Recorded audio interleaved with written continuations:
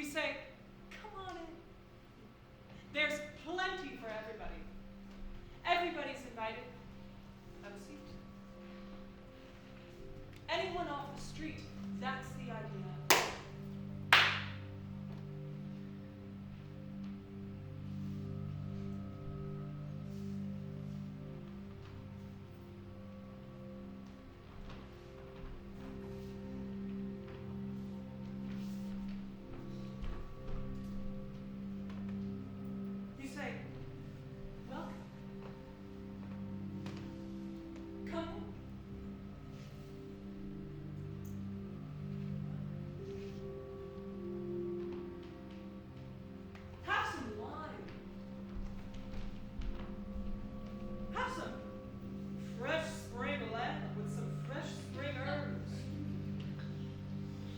Sit at our table. Reflect on the past with us. Celebrate the future with us.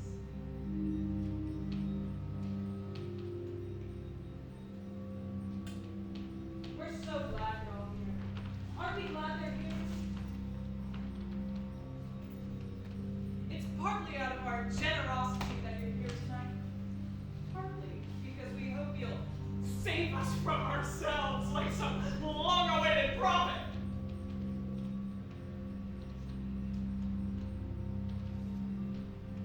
Hi. Hello. Are you here to save me from my family?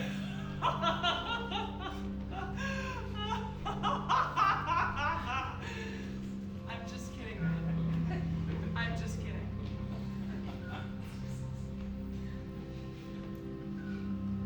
But seriously, rich, poor, dirty, clean, there is room for everyone. Everyone is invited. Anyone off the street.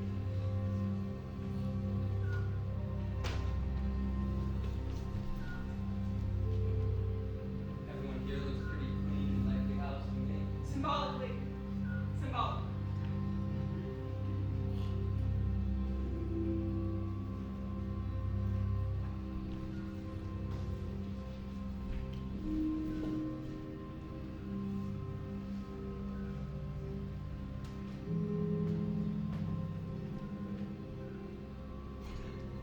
This kid, our second born, our wild man. We're celebrating tonight because we are very fortunate. We have a happy home.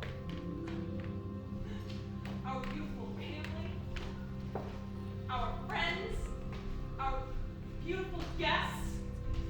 A happy home. Think about it. How sweet and safe. Kids in their narrow beds. Parents in their wider beds. His side, her side. The table where we meet. The table rich with offerings for our guests. It really is such a miracle.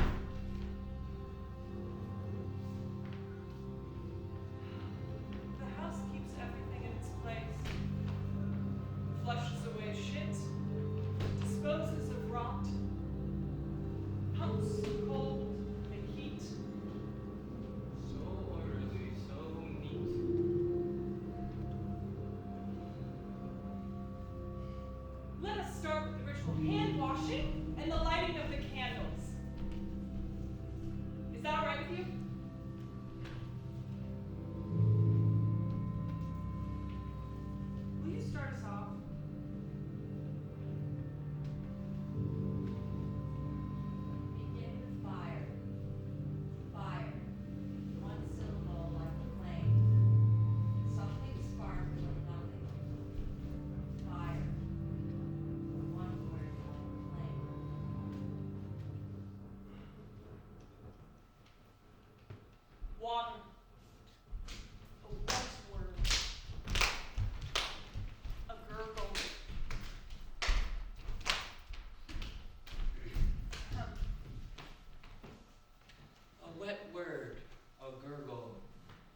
baby's dad. On glass filled from the fridge.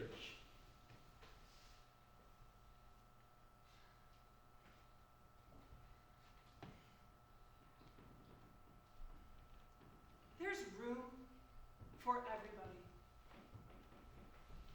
Everybody is invited. We make room for the life force.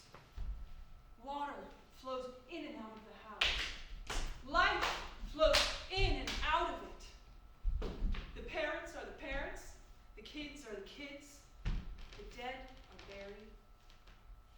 And then one turn. One smooth rotation. My wife and I become grandparents. Our kids become parents. And a whole new batch of kids emerges from the ether.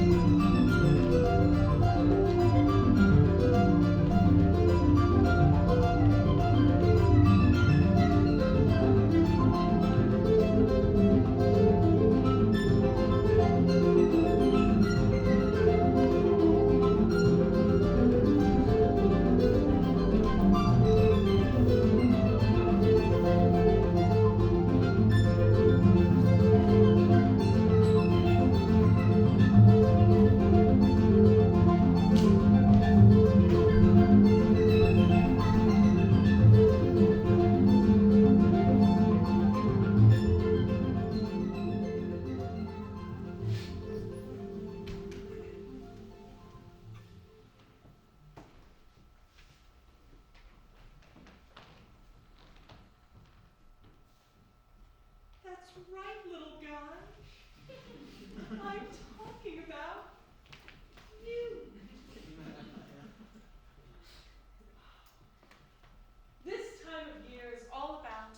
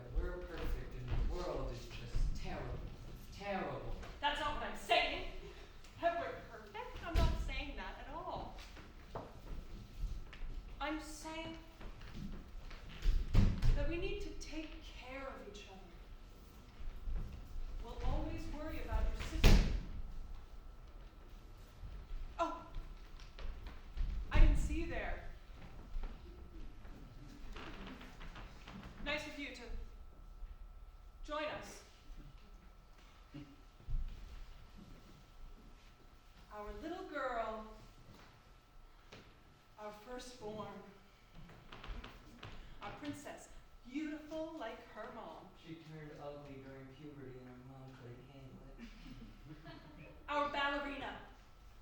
She turned nervous, scared of everything. She got so thin, we'd lose track of her.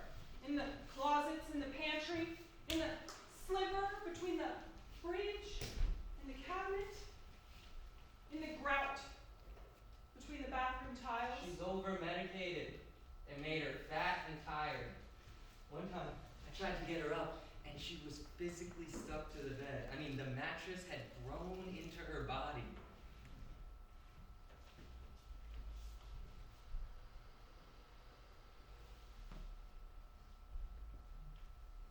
Another important thing about tonight. Any kind of kid you have. And that includes if you're childless. Because look, a kid is just a metaphor for your split off parts. Your secrets, your shadows, your potential. Tonight is about welcoming them.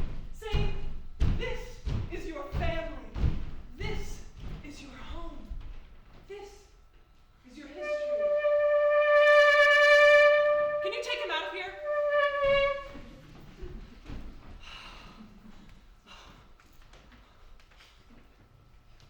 As I was saying, any kind of kid you have, any part of yourself, tonight is about welcoming them. Saying, have a seat. We are your family. This is your inheritance. You come from the desert. You come from the winter. And you are blooming with us this spring.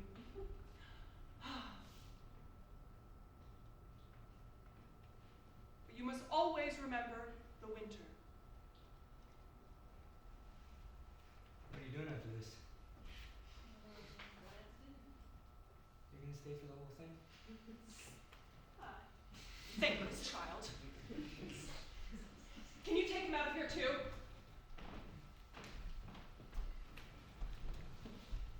I've lost my train of thought. Which I guess is his point. He rattles me and he embarrasses me.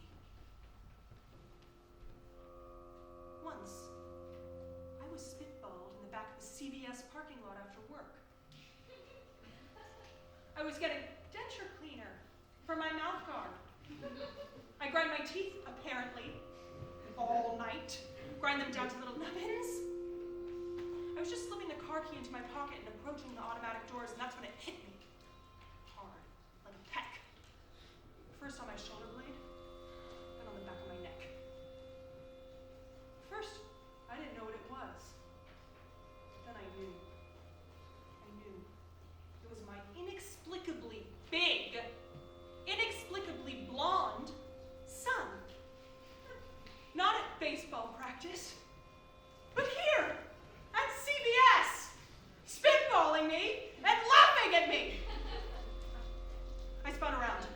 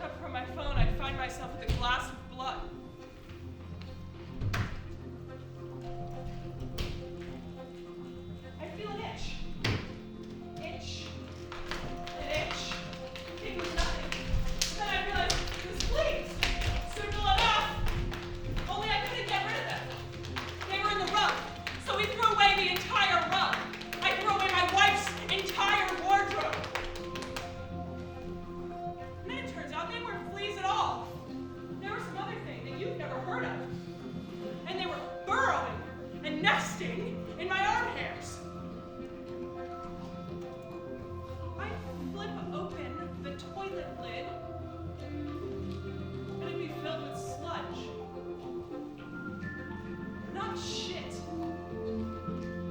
but some swampy stuff. It smelled like rotten algae. This swampy stuff was everywhere. There was grass growing between the bathroom tiles. And then one morning, the sun never came up. And, well, this is Santa Monica. It's often overcast. But, this was something different. Some darkness that wouldn't burn off. Like some god forgot to turn the lights on.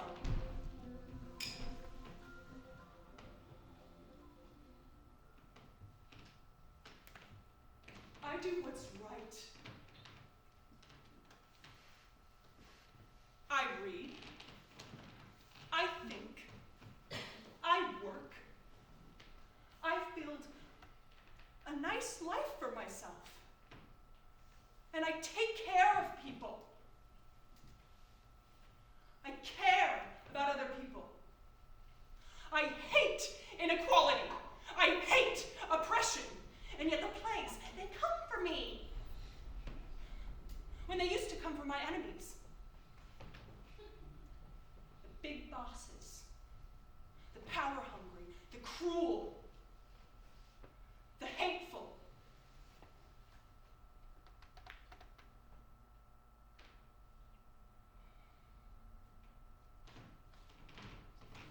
It's the hypocrisy and paranoia and just, I feel like ass, like death around my family.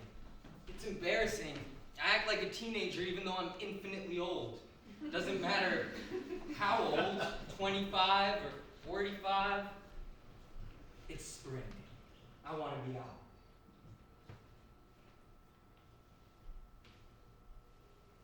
Did I see you last night? Did you see me?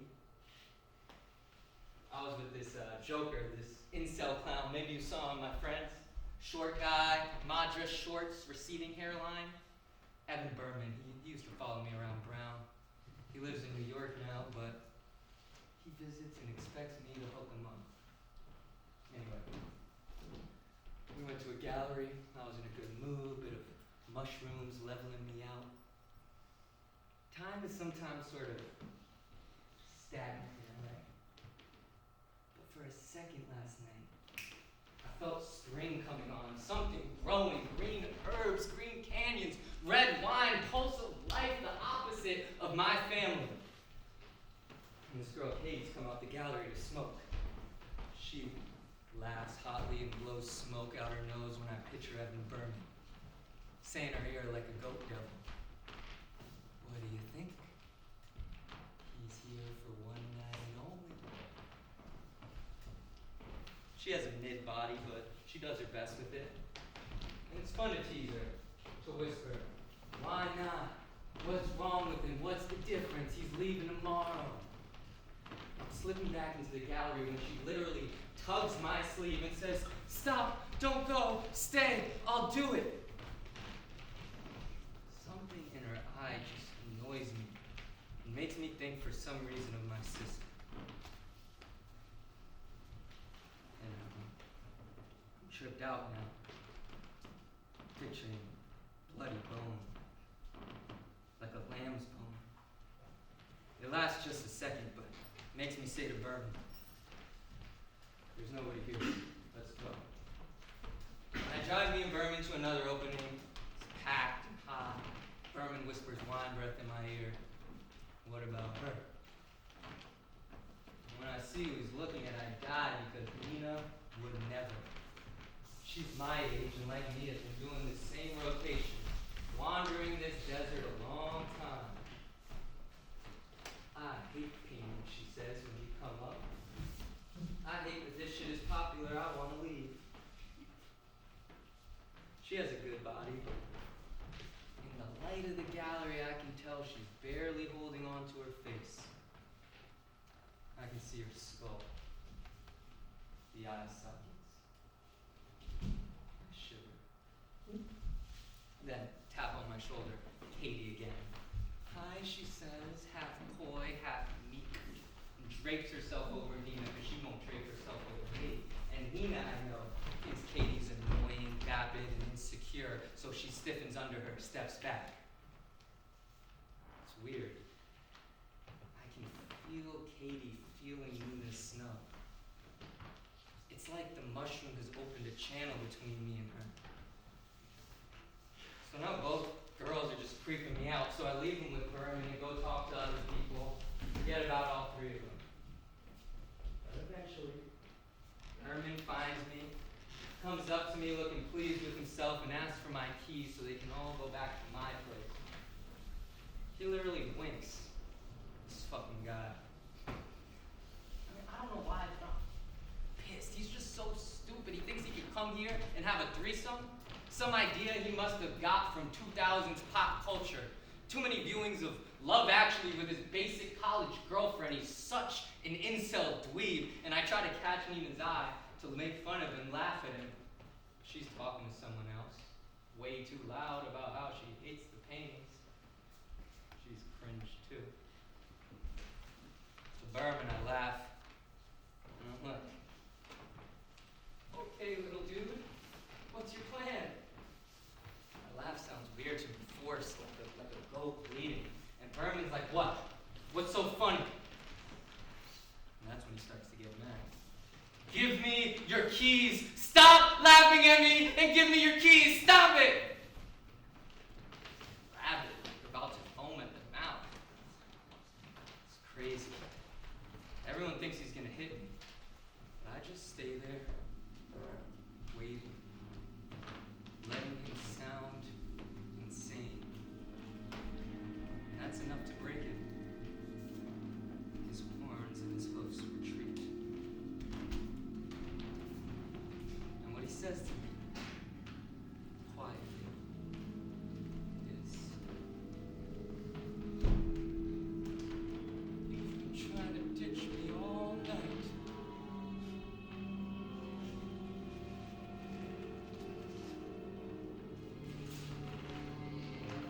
The rest of the night, that's the topic. What's up with your friend? He was trying to kill you. He really thought we were gonna have a threesome? The rest is anticlimactic. I go to another gallery. Find a girl who doesn't skeeve me out so much.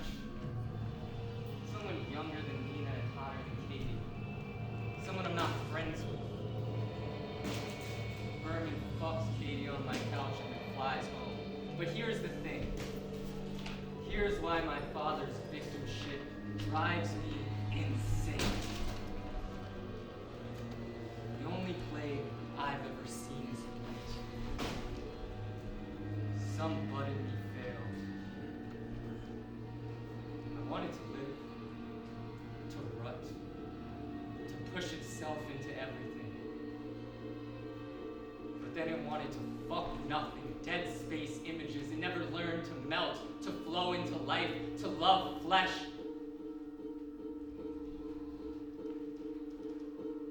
I like girls, and I'm repelled by them. I think I see my sister in everything. A reflection in a distant glass. A hanger-on. A beggar for scraps.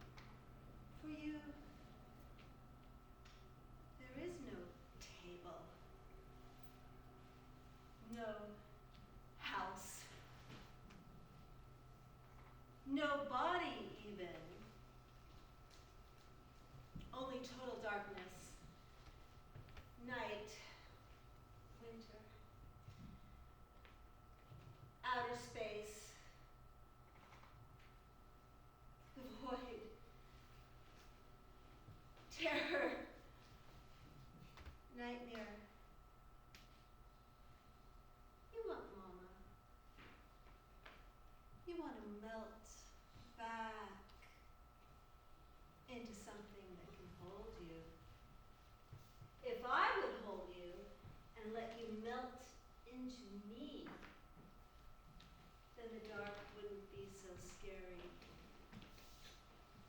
Dark, rich, lustrous colors, sky black, soil black, ocean black, lava black, bliss of total immersion,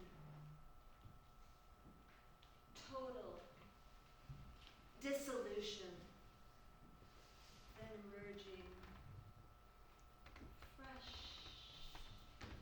into this world. A new creature.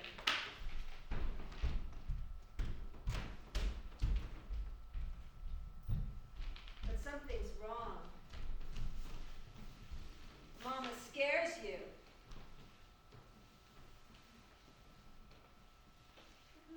You can tell I want something from you. I want you to give me the future. I want you to make an island in me. I want you, sweet sprout, sweet pea, little egg, as an organizational schema.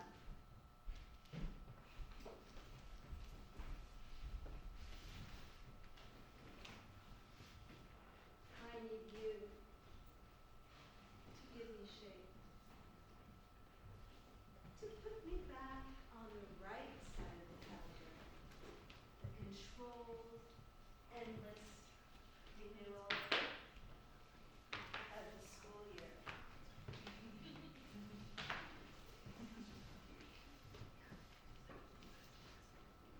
I am dark, heavy,